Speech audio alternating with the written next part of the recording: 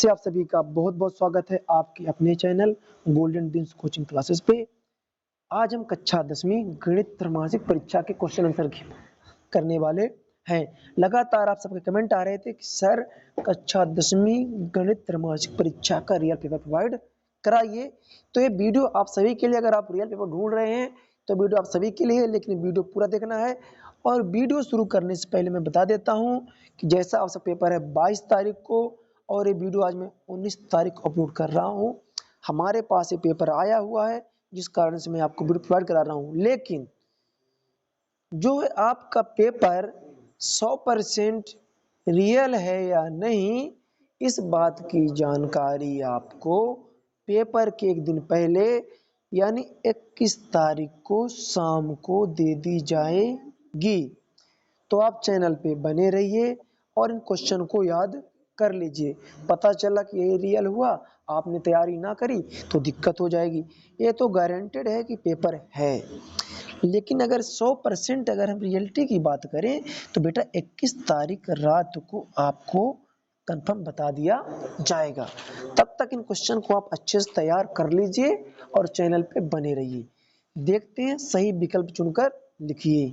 तो चलिए शुरू करते हैं। आपका जो सही विकल्प है उसका पहला 6 व 20 का जो एचसीएफ है वो क्या होगा। ठीक है, आपको बताना है जो 6 है वह जो 20 है उसका एचसीएफ क्या होगा, 2, 4, 60 या फिर 3। ठीक है, चलिए प्रश्न क्रमांक दूसरा देखते हैं। एपी जो आपका समांतर श्रेणी है उसका 3, 1, -1, -3 का जो सार्वंतर है वो क्या होगा। ठीक है, -2 होगा या फिर 2, 4 या फिर -4 आपको बताना है। ठीक है, चलिए आपका प्रश्न अगला देखते हैं। जो बहुपद x² - 3 के शून्यक होंगे। ठीक है, जो ये बहुपद है आपका x² - 3 इसके शून्यक होंगे। क्या हो सकता है, +-3 √3 फिर +-3 या फिर 3 या फिर 9। ठीक है, तो आपको बताना है इनमें से कौन सा हो सकता है। आपका यहाँ पे प्रश्न क्रमांक 4 है। यदि किसी जो द्विघात ए x² + bx + c के शून्यक जो अल्फा और बीटा है, तो अल्फा और बीटा का मान क्या होगा, c/a या फिर a/c -b/c या फिर -b/a। ठीक है, चलिए प्रश्न क्रमांक 5 आपका देखते हैं। रेखीय बहुपद जो ax + b है उसका शून्यक क्या होगा, a/b या फिर b/a या फिर -b/a या फिर a/b। यहाँ पे हम लोग रिक्त स्थान की पूर्ति देखेंगे। सबसे पहला आपका जो सभी वर्ग होते हैं वो कैसे होते हैं ये आपको बताना है। प्रश्न क्रमांक आपका दूसरा है जो 3 √2 एक कैसी संख्या है, परिमेय, अपरिमेय या फिर वास्तविक, ये आपको बताना है। प्रश्न क्रमांक आपका तीसरा है भाज्य बराबर भाजक गुणे भागफल प्लस क्या होगा, शेषफल। ठीक है, किन्हीं दो धनात्मक पूर्णांकों a और b के लिए जो एलसीएम गुणे एचसीएफ तो है क्या है, आपको वो बताना है। प्रश्न क्रमांक आपका पांचवा देखते हैं। बहुपद x² + 4x + 8 के शून्यक का योग क्या होगा, वो आपको बताना है। समांतर श्रेणी 2, 4, 6, 8 का जो 10वां पद है क्या होगा। ठीक है, यहाँ प्रश्न क्रमांक आपका जो यहाँ से शुरू हो जाता है। ठीक है, छठवा जो 2 अंक वाला है यहाँ से शुरू हो जाता है 2 अंक वाला। तो जो संख्या 6 और 20 का जो अभाज्य गुणनखंड है उसको एचसीएफ ज्ञात करना है गुणनखंड विधि से, अथवा इसका बिना लंबी विभाजन प्रक्रिया किया बिना बताइए कि जो परिमेय संख्या 13/125 है उसका दशमलव प्रसार शांत है या फिर अशांत आवर्ती। प्रश्न क्रमांक यहाँ पे हम लोग देखेंगे आपका जो, ठीक है, द्विघात जो बहुपद है x² + 7x + 3 की जो शून्यक है वो ज्ञात करना है। अथवा आपका किसी बहुपद px के लिए y बराबर px का ग्राफ नीचे आकृति में दिया गया है, px के शून्यकों की संख्या आपको ज्ञात करना है। ये जो आपका ग्राफ है। चलिए प्रश्न क्रमांक आपका अगला देखते हैं। जो बिंदु a -5, 7 एवं b -1, 3 के बीच की जो दूरी है वो आपको बताना है। इन a और b की जो बीच की दूरी है वो बताना है।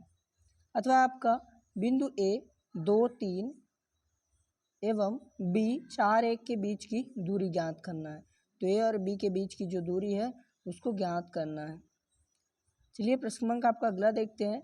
जांच कीजिए कि जो 3x है 2x - 3 बराबर 2x - 5 2x - 1 द्विघात समीकरण है या नहीं। ठीक है, अगर आपको वीडियो ब्लर दिख रहा हो तो आप अपनी जो वीडियो क्वालिटी है उसको हाई कर लीजिए। अगला है आपका अथवा जो है कि निम्न स्थिति को द्विघात समीकरण के रूप में व्यक्त कीजिए। जो आपका द्विघात समीकरण आपको दिख रहा है उसको आपको द्विघात समीकरण के रूप में व्यक्त करना है। तो जो दो क्रमागत धनात्मक पूर्णांकों का योगफल कितना है 306 है, तो हमें इनका पूर्णांकों का योग ज्ञात करना है। अगला आपका प्रश्न कि जो त्रिभुजों की जो समरूपता है उसको परिभाषित करना है। जो त्रिभुज की समरूपता है उसको परिभाषित करना है।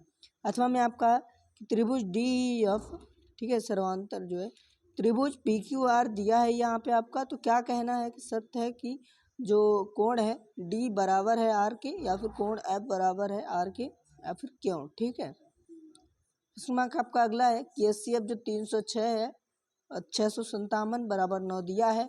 एलसीएम 306 657 ज्ञात करना है आपको।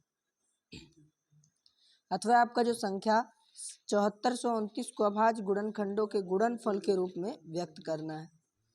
प्रश्न क्रमांक आपका अगला है एक द्विघात जो बहुपद है उसको ज्ञात कीजिए जिसके शून्यकों का योग गुणनफल क्रमशः -3 व 1 है 2 है। अथवा आपका द्विघात जो बहुपद है 3x² + 4x - 4 के जो शून्यक है वो ज्ञात कीजिए। आपका अगला प्रश्न है कि समीकरण 2x² + 5x + 3 के विविक्तकर का मान ज्ञात करना है। अथवा आपका जांच कीजिए कि समीकरण 2x - 1 x - 3 बराबर x + 5 x - 3 द्विघात समीकरण है या फिर नहीं। अगला है आपका कि AP के जो प्रथम 4 पद हैं उसके पद लिखना है, जबकि जो प्रथम पद है a बराबर -1.5, जो सर्वांतर है -0.25, ठीक है, वो दिया है आपको। अगला आपका अथवा है कि जो AP है 2 -2 -6 -10 के जो अगले 4 पद हैं उनको आपको लिखना है। प्रश्न क्रमांक आपका 10वां है यदि बिंदु जो A है 6 1 है, B है 8 2, C है 9 4 और D है P3, तो एक समांतर चतुर्भुज के जो शीर्ष है इसी क्रम में हो तो P का मान ज्ञात कीजिए। जो यहाँ पे P है उसका आपको मान ज्ञात करना है। अथवा आपका बिंदुओं A B और -AB के बीच की दूरी ज्ञात करना है। ठीक है, जो AB है और -AB के बीच की दूरी। यहाँ पे आपको आकृति में जो DE है, ठीक है, आकृति में D और E, यहाँ पे ये आपका D और E दिख रहा है, और जो B और C है ये आपको B और C दिख रहा है, और जो है, ठीक है, ये है, और AD ज्ञात करना है। ये जो आपको यहाँ पे चूँकि BD दिया हुआ है, A भी दिया हुआ है और EC भी दिया हुआ है, तो यहाँ पर आपको AD ज्ञात करना है। ठीक है, AD ज्ञात करना है। अथवा आपका कि 10 मीटर लंबी एक सीढ़ी एक दीवार पर टिकाने पर भूमि से 8 मीटर की ऊंचाई पर स्थिति एक खिड़की तक पहुंचती है। दीवार के आधार से सीढ़ी के निचले सिरे की दूरी ज्ञात करना है। ठीक है, तो इन्हें आपको अच्छे से सॉल्व कर लेना है, जो पूरा का पूरा है। ठीक है, कंफर्म आपको जो पेपर के एक दिन पहले आपको पूरा का पूरा कंफर्म हो जाएगा कि यही आएगा या फिर अन्य। दीवार के जो आधार है उसे सीढ़ी के जो निचले सिरे की दूरी है वो ज्ञात करना है आपको। चलिए आपका अगला प्रश्न देखते हैं। 5 पेंसिल तथा 7 कलमों का जो कुल मूल्य है 50 रुपया है, जबकि 7 पेंसिल 5 कलमों का कुल मूल्य कितना है 46 रुपये। इस स्थिति को बीजगणितीय रूप में आपको व्यक्त करना है। जो बीजगणितीय रूप है उसमें व्यक्त करना है। अथवा आपका दो जो त्रिभुजों की समरूपता है उसकी आवश्यक शर्तें क्या क्या हो सकती हैं ये आपको लिखना है।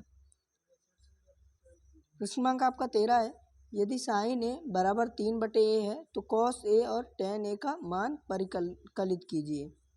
अथवा है कि निम्नलिखित का मान निकालिए। यदि साइन 30 डिग्री है कॉस 60 डिग्री तो plus sign 60 degree cos 30 degree, इनका आपको मान निकाल लेना है।